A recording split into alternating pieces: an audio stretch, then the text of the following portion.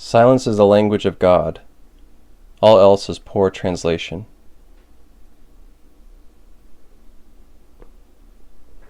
Silence is a common thread found in all spirituality. It is an idea that comes up again and again from channeled guides, enlightened masters, spiritual texts.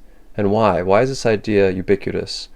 The theme of silence alludes to several different ideas. The first one being that the ultimate truth, or God, or the Tao, or your Buddha nature, or Christ consciousness, spirit, consciousness, the energy, the love light within everything, the true identity of everything, is beyond words, is indescribable, is beyond logic, is ineffable. So you can only really understand it in silence, surrendering to the silence within you. And also the experience of it, through epiphanies or revelations, having a spiritual awakenings and so forth, is also indescribable. So you can only really understand it by experiencing it, and you can't understand it through logic, through language, and through describing it. You must have the experience, you must surrender to the silence within you. The Tao that can be told is not the eternal Tao. The name that can be named is not the eternal name. The unnameable is the eternally real.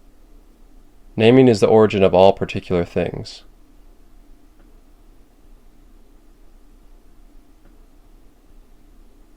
Revelation is literally unspeakable because it is an experience of unspeakable love.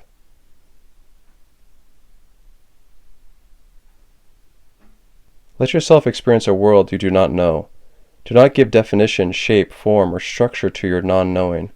Let the only thing that exists be the experience of self at this moment. From this place, no words are needed. None are adequate. I need a mouth as wide as the sky to say the nature of a true person. Language as large as longing. Let him not ponder over a lot of words. It just tires the voice. Many words lead to quick exhaustion. Better to maintain emptiness within.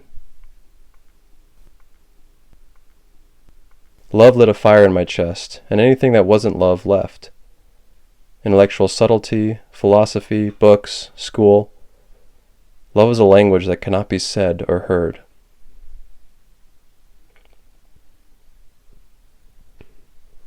A major idea of spirituality, of enlightenment, is just becoming receptive, allowing yourself to empty so that you may receive this grace, receive this love, receive this wisdom that is within you from your true self, from the Father in Yeshua's words, or from the Tao, or from Brahman, or from the creative intelligence, whatever you wish to call it, from God, from love light.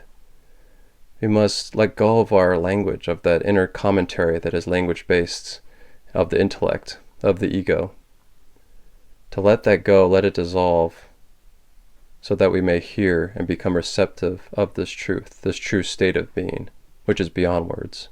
So being still, being silent, allows us to feel that presence, to feel that presence of the Comforter, of our true self, and to realize that we are like children, and that we are taken care of, and that we are eternal, and that we are not just these bodies, and that we are not just these personalities, that we are really one with the one in all things. Deep in silence first ye must linger, until at last ye are free from desire, free from the longing to speak in the silence.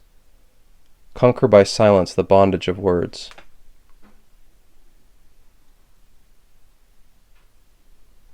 I am through with everything but you. I am dying into your mystery, and dying, I am now no other than that mystery. I try whispering perfection, but no sound comes. You are beyond description, beyond even reason to be. We are the fishes in your sea. We are your gestures and your pleasures. But oh, my love, you are not approached by thoughts like these. Love is not approached by thought at all.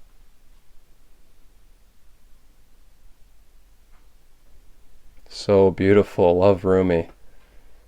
Just a huge reminder that we don't find the truth through logic, through language, through thoughts. We approach it through love, through surrender, through allowing, through silence. He who knows does not speak. He who speaks does not know. One must close one's mouth and close one's gates, blunt one's sharp wit, dissolve one's confused thoughts.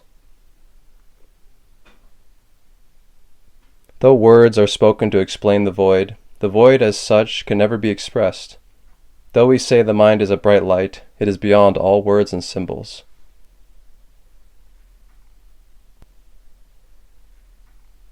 How can I describe you when you are beyond the mind, the body, and the senses? I believe this is why many of us, well, I should speak for myself, why I, in the past, and currently, often become frustrated, because I feel like it's not difficult realizing this truth, but it's very different. It's very different than how we're used to operating in this world, in this dream, which is effort, seeking, finding, gaining, acquiring, when really it is allowing, letting go, becoming silent, and realizing what you are already. You are it already. So it's stopping the intellectual striving or the language-based seeking for knowledge, for more tools, for more techniques, becoming silent and surrendering to that silence within you. And confessing that you'll never find it through language, through seeking outwardly, only by becoming silent and surrendering to that silence. The self cannot be won by speaking, nor by intelligence or much learning, and can be won by the one whom it chooses. To him the self reveals its own form.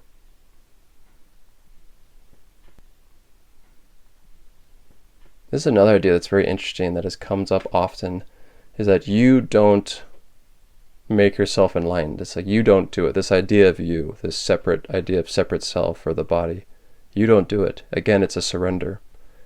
It's that claim, that proclamation of I do nothing, but the one within me, it does all things. Or not my will, but the will of the divine, let it be done. It cannot be won by speech or mind or eye. How can it be grasped in any other way than by saying, it is? When it has been grasped so, it is, its real nature becomes clear. Have you ever asked for that instruction by which we hear what cannot be heard, by which we perceive what cannot be perceived, by which we know what cannot be known? You will only experience this supreme vision when you stop talking about it, for this knowledge is deep silence and tranquility of the senses. Speech alone cannot convey the truth. Language is inadequate. The gods sing a hymn of silence, and I am silently singing.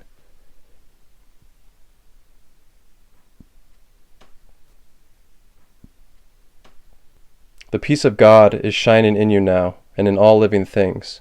In quietness is it acknowledged universally. There is a silence into which the world cannot intrude. There is an ancient peace you carry in your heart and have not lost. His peace surrounds you silently. God is very quiet.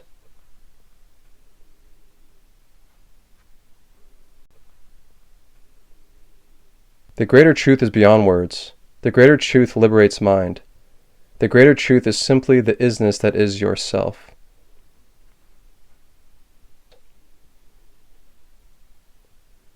And check out my book, The Eye-Opening, which goes into detail my third eye experience, and also goes over the 9 themes of enlightenment, the common threads found amongst all spiritual masters, enlightened masters, channeled guides, in which silence is one of the 9.